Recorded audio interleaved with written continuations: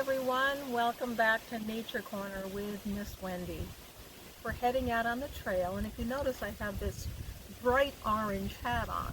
It's not necessarily to match the beautiful colors that are out here today, but it's hunting season in New England, which means if you do head out in the woods, make sure you have something bright on to keep you safe. We're going to be looking at today as something that happens each year at this time, almost magical, when you have our green leaves that turn into this panorama of gorgeous reds and yellows and golds and oranges. And that happens only on the deciduous trees. Now that's a high school word, but it's a scientific word. It means trees that lose their leaves. Now the evergreen trees, they stay green all year round. But there's a reason that the deciduous trees, the leaves change color in the fall. And that's what we're going to look at today, discover how they change color and why they change color. So come out with us today and see what we can find.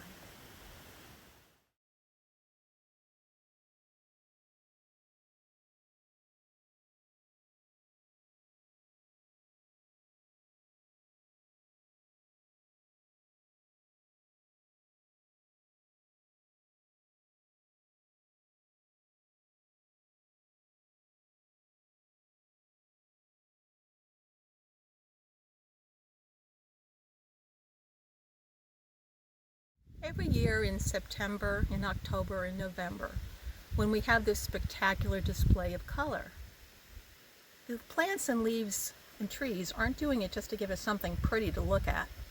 There's a reason behind it, and it all begins with the power of a single leaf. You actually could call these like miniature food factories, because what it does is it takes energy from the sun, it gets water from the roots and the rain, and it takes carbon dioxide from the air, and it turns it into this whole process called photosynthesis. It's a high school word, but photosynthesis turns all those ingredients into a type of sugar that helps the plant and tree be strong and grow. Now there's an important ingredient in each of the leaves, and it's called chlorophyll. Another high school word, but it's called chlorophyll.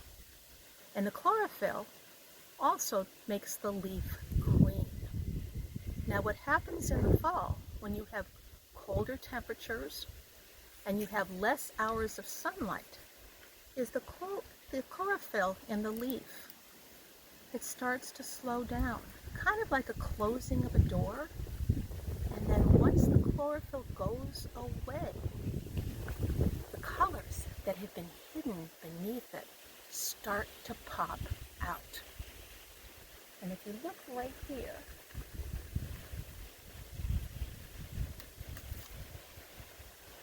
you can see a leaf that already has the chlorophyll in it, but it's starting to go away.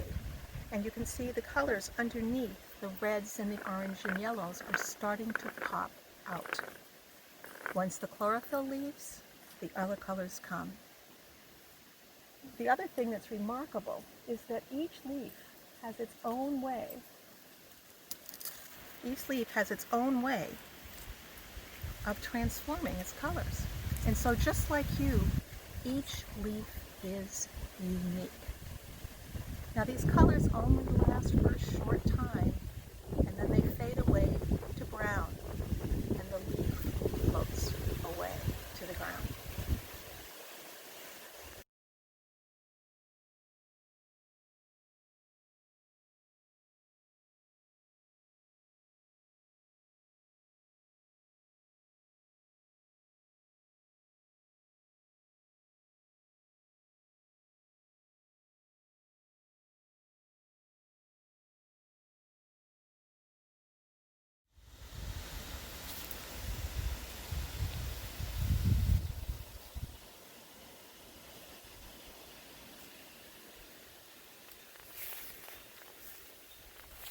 Just like each leaf has its own way of transforming its colors, You can tell what kind of tree it is or plant it is by looking at the shape of the leaves, looking at the bark, seeing how it's shaped of the tree, and that tells us what kind of tree it is.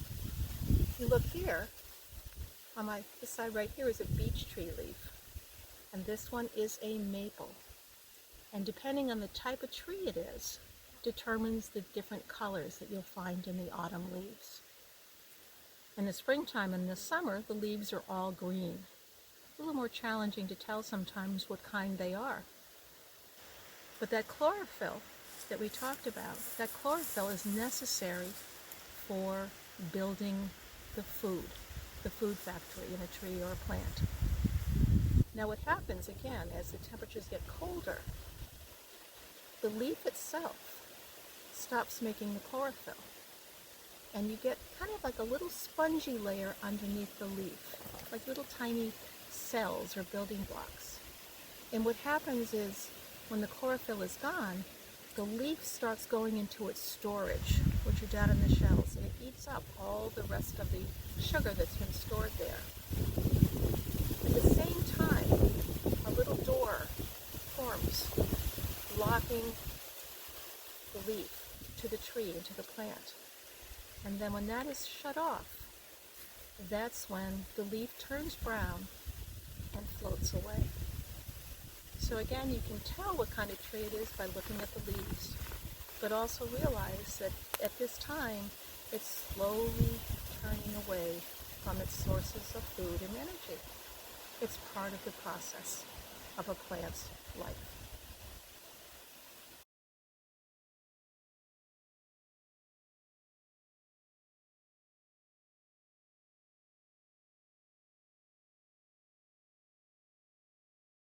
You might be wondering and worrying how trees and plants can survive without their little leaf food factories. Well, they'll continue to get their nutrients and minerals and water through their roots, and they'll still get some energy from the sun. But what happens is, just like animals that hibernate in the wintertime, trees need to rest. They take this time during the winter to rest, to have the energy back in the springtime to once again put forth all their green leaves. So again, those green leaves, they'll come back in the springtime. And the winter season is a time for rest.